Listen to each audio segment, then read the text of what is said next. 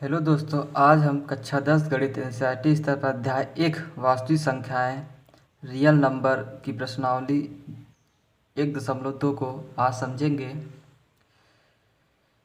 इसमें पहला पॉइंट जो समझना है, यदि ए और बी धनात्मक पूर्णांक संख्याएं हैं तब यदि ए और बी क्या हो धनात्मक पूर्णांक संख्या, तो जो इन दोनों का एचसीएफ और होगा एलसीएम, उसके गुणनफल के क्या होगा, इन दोनों संख्याओं का गुणनफल बराबर होगा। दूसरा पॉइंट है, एचसीएफ संख्याओं में प्रत्येक उभयनिष्ठ अभाज्य गुणनखंड की सबसे छोटी घात का गुणनफल होता है। यानी उभयनिष्ठ अभाज्य गुणनखंड की सबसे छोटी घात का गुणनफल क्या होता है, एचसीएफ कहलाता है। ठीक है। इसमें अगला पॉइंट है एलसीएम संख्याओं में संबंध प्रत्येक अभाज्य गुणनखंड की सबसे बड़ी घात का गुणनफल होता है। ठीक है, सबसे बड़ी घात का गुणनफल होता है। इसमें इस प्रश्नावली का पहला सवाल है, निम्नलिखित संख्याओं को अभाज्य गुणनखंड के रूप में व्यक्त कीजिए। यानी केवल हमें अभाज्य गुणनखंड के रूप में व्यक्त करना है। तो करते हैं, 140 का अभाज्य गुणनखंड करते हैं। तो 35 आ जाएगा और 5 बार जाएगा 7 बार। ठीक है, तो इस 140 के अभाज्य गुणनखंड क्या हो जाएंगे,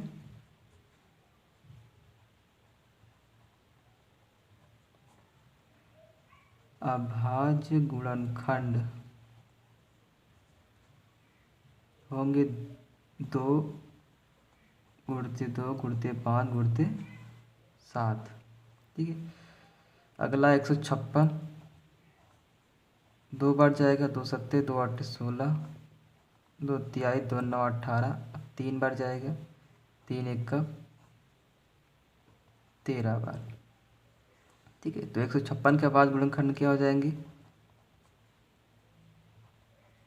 156 के अभाज्य गुणनखंड हो जाएंगे 2 गुणते 2 गुणते 3 गुणते 13।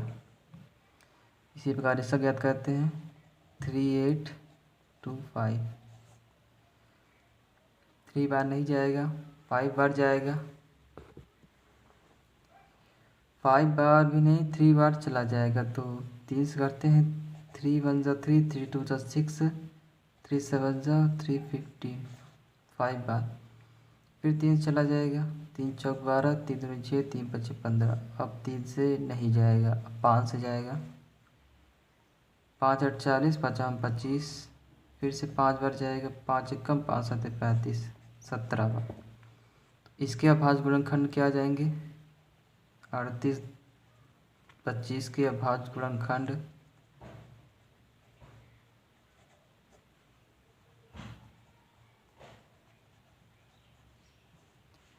जो होंगे वो होंगे 3 गुणते 3 गुणते 5 गुणते 5 गुणते 17। ठीक है, इस प्रकार से तीसरा सवाल। 14 सवाल देखते हैं। 5005 है,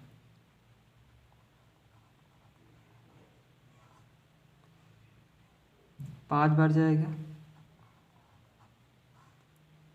7 बार जाएगा, 7 एकम 7, 7 चौक 28, 7 त्रिक 21, 11 बार जाएगा, 11 एकम 11, 11 तिया 33, 13 बार जाएगा। तो 5005 के अभाज्य गुणनखंड हो जाएंगे, अभाज्य गुणनखंड वो होंगे 5 गुणते 7 गुणते 11 गुणते 13। 5वां सवाल करते हैं, 7429, ये 17 बार जाएगा,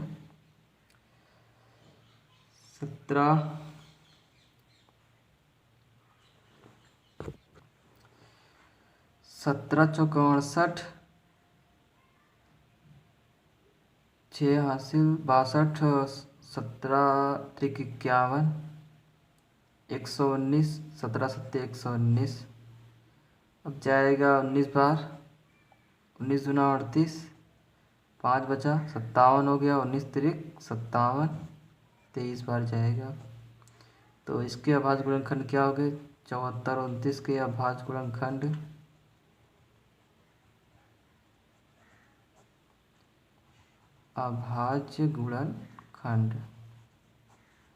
होंगे 17 गुणते 19 गुणते 23। इस प्रकार हम प्रश्न 1 के सभी भागों को हल कर लेते हैं। दूसरा प्रश्न है, पूर्णांकों के निम्नलिखित युग्मों के एचसीएफ और एलसीएम ज्ञात कीजिए तथा इसकी जांच कीजिए कि दो संख्याओं का गुणनफल एचसीएफ गुणते एलसीएम है। ठीक है, तो ये हमें ज्ञात करना है, सिद्ध भी करना है साथ में, और एलसीएम और एचसीएफ ज्ञात भी करना है। पहले अभाज्य गुणनखंड कर लेते हैं। 26 का अभाज्य गुणनखंड क्या हो जाएगा? 2 बार जाएगा और 13। 91 का भी कर लेते हैं, ये जाएगा 3 बार नहीं जाएगा, 13 बार जाएगा, 7 बार जाएगा, 7 एकम 7, 7 21 13। ठीक है, तो 26 का अभाज्य गुणनखंड क्या हो गए? 2 गुणते 13 और 91 का 7 गुणते 13। तो उभयनिष्ठ गुणनखंड क्या है इसमें? 13 है। ठीक है, तो जो उभयनिष्ठ गुणनखंड होता है वही क्या होता है? एचसीएफ कहलाता है। और जो एलसीएम होता है वो, ठीक, वो उभयनिष्ठ गुणनखंड का एक और इन दोनों का गुणनफल फिर उसका भी गुणनफल। ठीक है, तो पॉइंट बता रखा है। तो यहाँ पे एलसीएम क्या हो जाएगा? 2 गुणते 7 होगा और ये जो उभयनिष्ठ का एक ले लेना है। 7 दूनी 14 तिरैया 182। दोनों संख्याओं का अब गुणनफल निकालते हैं। तो दोनों संख्याएं क्या है? 26 और 91 है, यानी 91 है, और एचसीएफ क्या निकला है? 13 है, और एलसीएम है 182। तो इसका गुणनफल करेंगे, आ जाएगा 2366, और इसका भी गुणनफल करेंगे तो 2366 आ जाएगा। इस प्रकार हम दोनों बच्चों को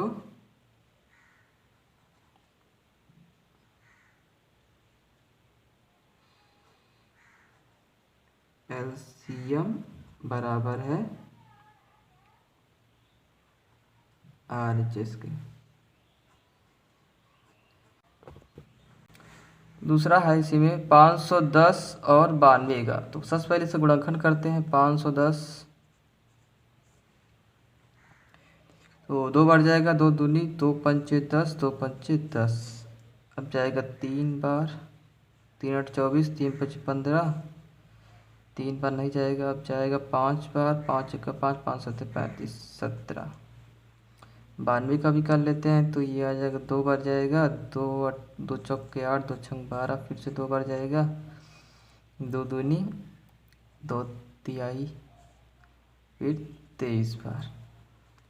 तो 510 का जो गुणनखंड आया है 2 गुणते 3 गुणते 5 गुणते 17, और 92 का आया है 2 गुणते 2 गुणते 23। तो उभयनिष्ठ गुणनखंड क्या है? ये है।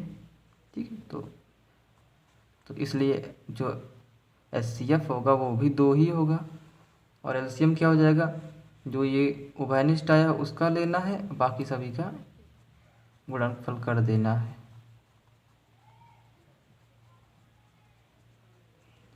जो इसका मान आएगा वो आएगा 23460 गुणनफल करने के पश्चात। अब सिद्ध करते हैं, दोनों संख्याओं का गुणनफल बराबर होना चाहिए एचसीएफ गुणते एलसीएम के। दोनों संख्याएं लिखते हैं, क्या है? 510 और 92 का गुणनफल, और एचसीएफ आया है 2 और एलसीएम आया है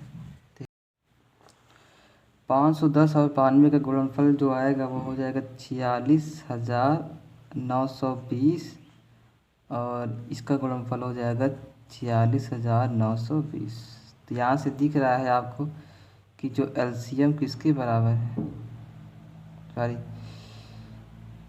LHS बराबर है RHS के। ठीक है, तो दोनों बराबर है, तो इस प्रकार हम सिद्ध कर देते हैं। तीसरा सवाल है 336 और 54। तो सबसे पहले इसका अभाज्य गुणनखंड ज्ञात करते हैं। तो 2 बार जाएगा 2 एकम 2 छंग 12 2 अट्ठे 16, 2 बार फिर से जाएगा 2 अट्ठे 2 चौके 8, फिर 2 बार जाएगा 2 चौक 8 2 दूनी 4, फिर 2 बार जाएगा 21 आ जाएगा, फिर 3 बार जाएगा, फिर 7। 54 का भी कर देते हैं। 2 बार जाएगा तो दूनी 2 सत्ते, 3 बार जाएगा, फिर 3 बार जाएगा, फिर 3। ठीक है, तो 336 का गुणनखंड क्या है? भाज्य गुणनखंड 2 गुणते 2 गुणते 2 गुणते 2 गुणते 3 गुणते 7। और 54 का आया है अभाज्य गुणनखंड 2 गुणते 3 गुणते 3 गुणते 3। अतः उभयनिष्ठ गुणनखंड क्या हो जाएगा? 2 है उभयनिष्ठ, 3 है उभयनिष्ठ और कोई संख्या उभयनिष्ठ नहीं है जो दोनों में हो। तो 2 गुणते 3 क्या है? उभयनिष्ठ है, तो आएगा 6। ठीक है, तो जो HCF हो जाएगा वो आएगा 6। अब एलसीएम देखते हैं, तो ये तो रहेगा ही 2 गुणते 3, जो उभयनिष्ठ नहीं है उसका गुणनफल कर देते हैं। 2 गुणते 2 गुणते 2 गुणते 7 गुणते 3 गुणते 3, तो इसका गुणनफल आएगा 3024। अब दोनों संख्याओं का गुणनफल बराबर में सिद्ध करते हैं इसके बराबर के HCF गुणते LCM के। दोनों संख्याएं क्या हैं? 336 गुणते 54 बराबर जो HCF है 6 और LCM है 3024। तो गुणनफल करेंगे तो आ जाएगा 18144, इसका आ जाएगा और इसका भी आ जाएगा 18144। तो इस प्रकार हम LHS बराबर RHS सिद्ध कर देते हैं। तीसरा प्रश्न है इसी चैप्टर का, अभाज्य गुणनखंड विधि द्वारा निम्नलिखित पूर्णांकों के HCF और LCM ज्ञात कीजिए। ठीक, तो हमें इस प्रश्न में केवल HCF और LCM ही ज्ञात करना है। तो 12 का अभाज्य गुणनखंड क्या हो जाएगा? 2 गुणते 2 गुणते 3, और 15 क्या हो जाएगा? 3 गुणते 5 हो जाएगा, क्योंकि ये सब सरल ही है। और ये क्या हो जाएगा? 3 और 7 ही हो जाएगा। तो अभाज्य गुणनखंड क्या हो जाएगा?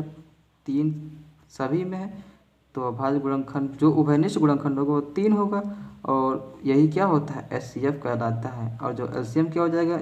या जो उभयनिष्ठ गुणनखंड रहेगा वो रहेगा, बाकी सबका गुणनफल कर दीजिए। गुणते 7, गुणते 2 गुणते 2 गुणते 5 गुणते 7 आ जाएगा 420। तो इसका जो LCM आ गया वो आ गया 420 और HCF आ गया वो 3। इसका करते हैं दूसरा प्रश्न है 17, 23 और 29। तो 17 का अभाज्य गुणनखंड कुछ नहीं होगा तो 1 गुण से 17 लिख ही सकते हैं। 23 का भी इसी प्रकार लिख सकते हैं, क्योंकि 23 किसी गुणनखंड तो होता ही नहीं है। इसी प्रकार 29 को भी कर देते हैं। तो इसका अभाज्य गुणनखंड क्या होगा? 1 ही होगा, जो कि हम मान के किए हैं।